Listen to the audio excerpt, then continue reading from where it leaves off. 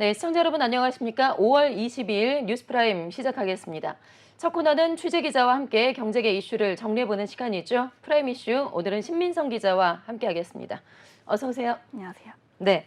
자, 중국 정부가 사상 최초로 지금 미국의 반도체 기업을 표적으로 삼아서 제재에 들어갔습니다. 중국 당국이 지금 세계 3위이자 미국에서는 세계 최대 메모리 반도체 기업이죠. 마이크론 제품에서 상대적으로 좀 심각한 사이버 보안 위험이 발견이 됐다라고 밝혔다고요. 네, 미국 등 서방이 주요 7개국 정상회의에서 중국의 위협을 겨냥한 공동 성명을 채택하자 중국이 곧장 반격에 나섰습니다. 이는 미국 메모리칩 반도체 업체 마이크론 테크놀로지에 대해 보복성 조치를 내놨습니다. 미중 간 치열하게 펼치는 반도체 전쟁 속 국내 반도체 기업들의 행보도 주목됩니다. 어제 보도된 로이터 통신 등에 따르면 중국 국가인터넷 정보판 공실은 검토 결과 마이크론 제품은 심각한 네트워크 보안 위험을 가지고 있는 것이 밝혀졌다며 중국의 중요한 정보 인프라 공급망에 대한 상당한 보안 위험을 초래해 중국 국가 안보에 영향을 미치는 것이라고 나타났다고 밝혔습니다. 그러면서 CAC는 인터넷 안보 심사를 통과하지 못했다는 결론을 내렸다며 법률에 따라 중요한 정보시설 운영자는 마이크론 제품 구매를 중지해야 한다고 덧붙였습니다. 네. 자, 이번에 조사 결과에 따라서 마이크론이 이제 중국에서 실제로 제품을 판매할 수 없게 되면 상당히 큰 악영향을 미치게 될 텐데, 그런데 중국이 이 마이크론 제품의 판매를 실제로 중단할 경우에는 우리나라 입장에서는 삼성전자나 SK 하이닉스가 반대로 반사 이익을 좀 누리게 되지 않을까요? 네, 영국 시장 조사 업체 옴디아에 따르면 지난해 4분기 기준 세계 디램 반도체 시장 점유율은 삼성전자가 1위로 42.7%를 차지했습니다. 이어 2위는 SK 하이닉스, 3위는 마이크론 순으로 나타났습니다.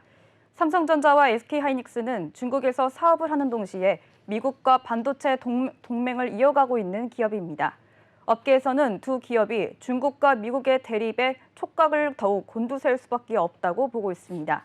지난 4월 말 미국은 윤석열 대통령의 방미에 앞서 중국이 마이크론에 대해 구매 중지 결정을 내리더라도 중국 시장에서 그 부족분을 한국의 반도체가 채우지 말 것을 한국 쪽에 요청했다고 영국 파이낸셜 타임스가 보도했습니다.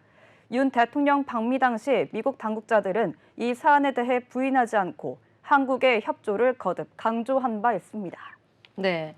참 미국과 중국 사이에 껴서 이러지도 저러지도 못하게 되는 건 아닌지 좀 우려의 목소리가 높아지고 있습니다. 이어서 프라임 이슈 두 번째 소식으로 넘어가 보죠. 1년 동안 부진의 늪에서 빠져나오지 못했었던 삼성전자 주가가 소리 없이 연중 최고치를 경신했습니다. 삼성전자 주가가 올해 들어서 최고치를 이렇게 기록을 하면서 7만 원대 회복을 넘어서서 이제 9만 전자까지도 갈 수도 있다라는 전망들이 상당히 나오고 있는데요. 자, 오늘도 상승으로 마감을 했죠. 네, 금융투자업계에 따르면 최근 한 달간 증권사들이 제시한 삼성전자 목표 주가 평균치는 8만 1,857원으로 나타났습니다. 이후 유안타증권, IBK 투자증권 등이 가장 높은 9만 원을 적정 주가로 제시했고 BNK 투자증권, KB증권, 교보증권 등이 8만 원대 중반의 가격을 제시했습니다. 삼성전자의 주가는 최근 들어 양호한 흐름을 나타내고 있습니다. 올해 초에도 삼성전자의 주가는 5만 5천 원대를 머물렀지만 지난 19일 기준 삼성전자의 주가는 6만 8천 원을 가리켰습니다. 이는 지난해 5월 20일 이후 1년 만에 최고치를 보였고 이날 삼성전자 주가는 0.25% 오른 6만 8,500으로 장을 마감했습니다. 자, 그리고 특히 이달 들어서만 지금 외국인이 삼성전자를 1조 2천억 원대 순매수를 하면서 주가 상승을 지금 견인하고 있는 상황인데 외국인 지난달에도 상당히 많이 사들였어요. 삼성전자 주식을 3조 1천억 원대를 담았다고요.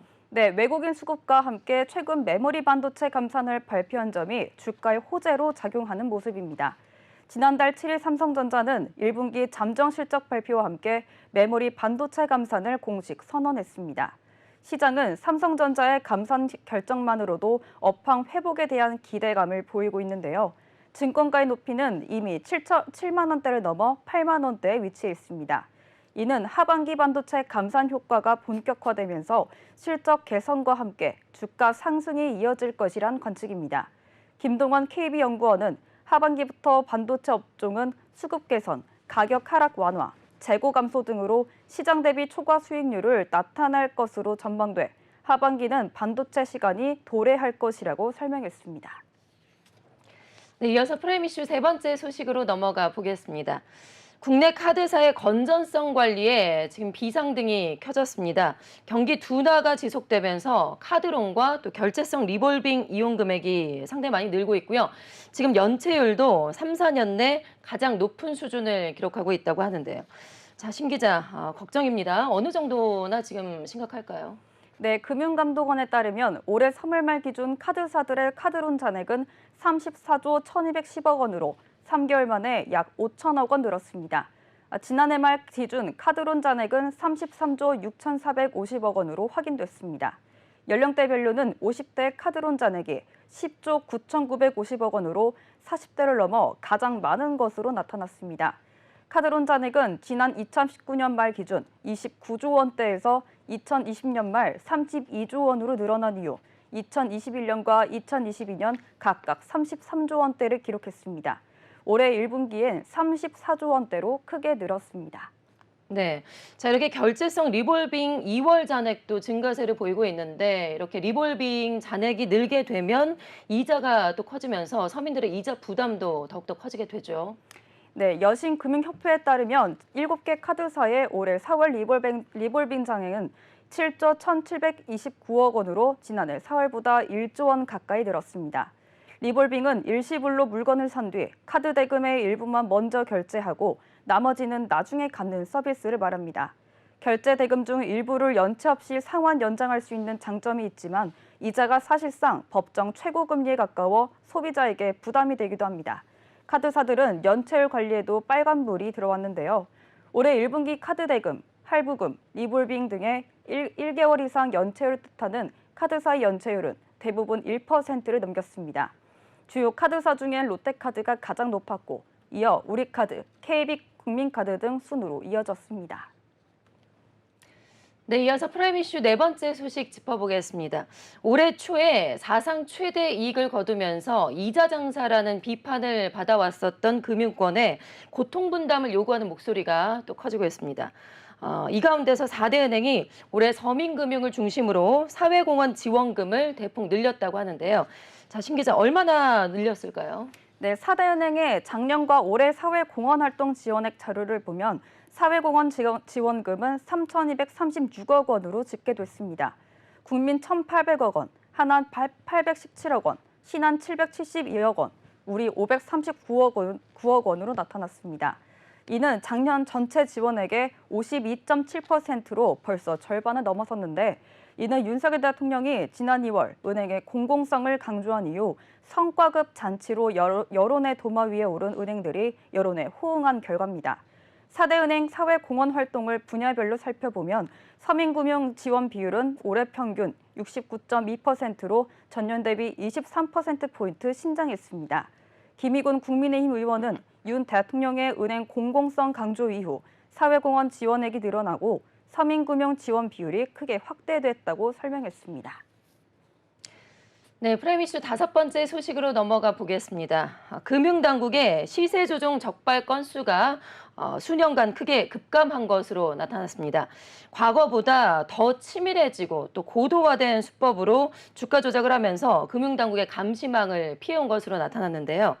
자, 신 기자, 금융당국이 최근에 라더견 투자 컨설팅 업체 H 대표 일당의 주가 조작 수법과 같은 과거의 감시망을 피한 사례가 있는지 또다시 이제 조사를 하고 있다고요. 네, 전날 공개한 최근 5년간 주가 조작 조치 현황 자료를 통해 올해 시세 조치 처리 건수는 단 2건으로 집계됐다고 밝혔습니다. 금융위원회로부터 제출받은 이 자료에 따르면 지난 2020년 15건이었던 시세 조정 처리 건수는 2021년에는 12건, 지난해에는 8건 등으로 감소했습니다. 주가 조작 세력은 치밀하고 고도화된 수법으로 금융당국 감시망을 피해가고 있다는 관측입니다. 실제 소시 에테 제네랄 증권발 주가 폭락 사태의 주범으로 지목받고 있는 라더견 일당의 사례도 2, 3년에 걸쳐 장기간 관리해오며 감시망을 피한 것으로 전해졌습니다. 네.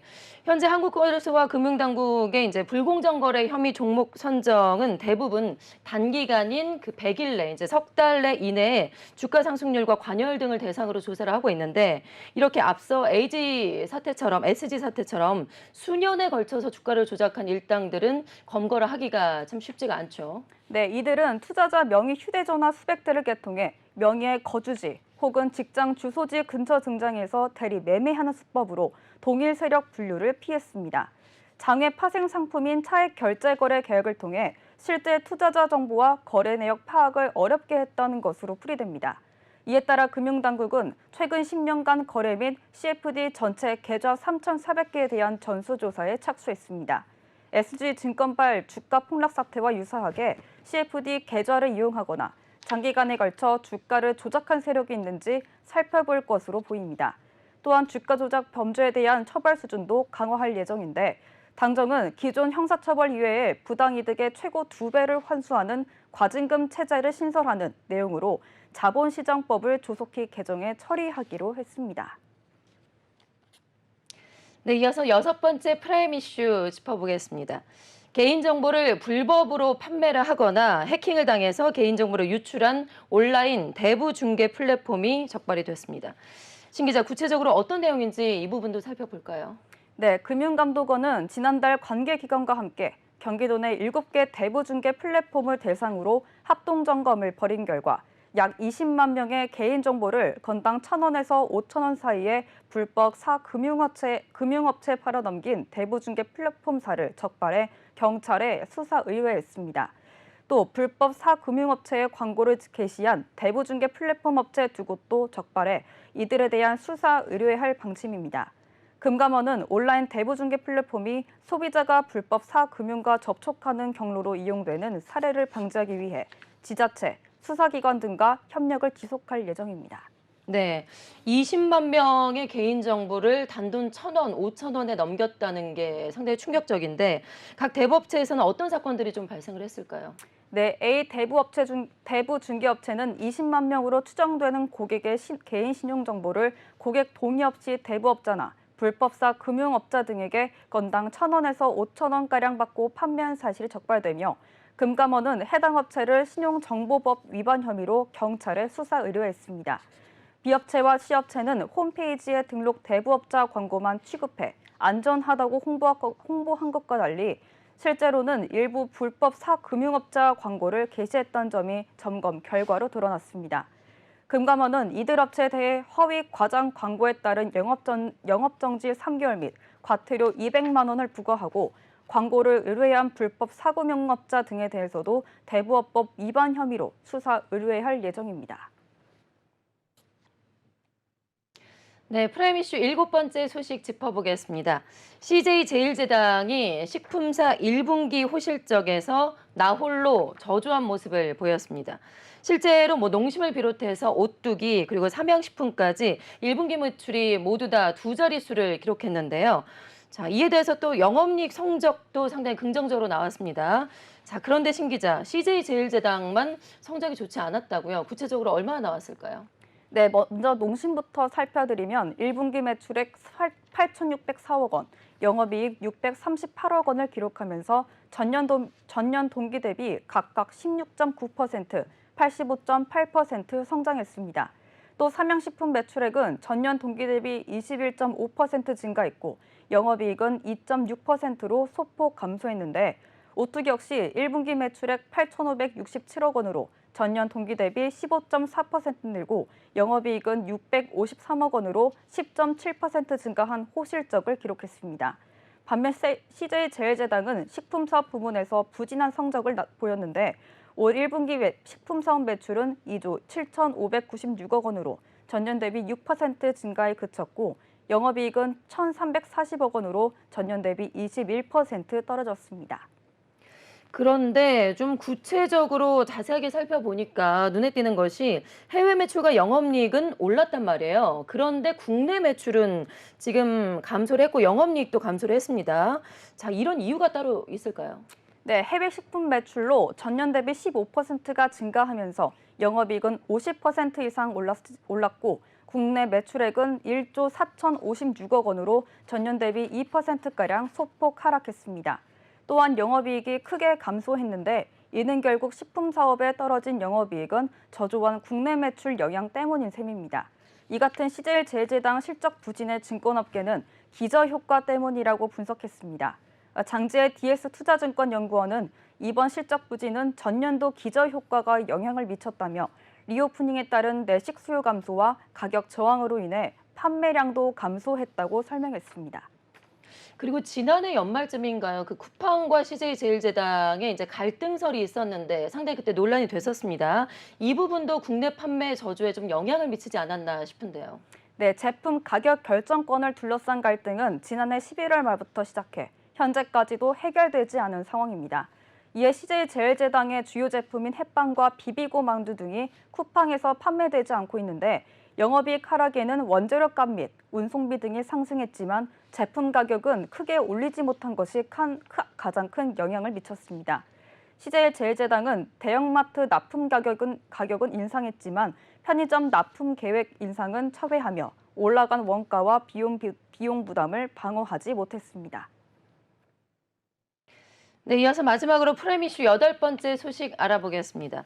국토교통부가 불법 하도금이 의심되는 508개 공사 현장에 대해서 집중 단속에 들어갔습니다. 자, 신 기자, 이번에 집중 단속은 언제 실시할 예정인가요? 네, 이번 집중 단속은 정부가 발표한 건설 현장 불법 행위 근절 대책 및 민당 정해 후속 대책의 일환으로 추진되는 것입니다. 단속 기간은 이달 23일부터 8월 30일까지 100일간 진행됩니다. 단속 대상은 노무비 지급률, 퇴직 공제부금 납부율, 전자카드 발급률 등이 낮은 공사 현장입니다. 국토부는 일단 해당 현장에서 건설 산업기본법이 금지하는 무자격자에 대한 하도급, 일괄 하도급, 다단계 하도급 등 여부를 조사해 위반 사항 적발 시 관할 지자체에 행정처분을 요구하거나 수사기관에 고발할 예정입니다. 원희룡 국토부 장관은 건축물 품질을 저하시켜 궁극적으로는 국민들께 피해를 끼치는 만큼 건설 현장에서의 불법 하도급 근절을 위해 철저히 단속하고 처벌하겠다고 강조했습니다. 네, 이렇게 경제계 주요 이슈들 프라임 이슈에서 자세하게 살펴봤습니다. 지금까지 신민성 기자와 함께했습니다. 고맙습니다. 고맙습니다.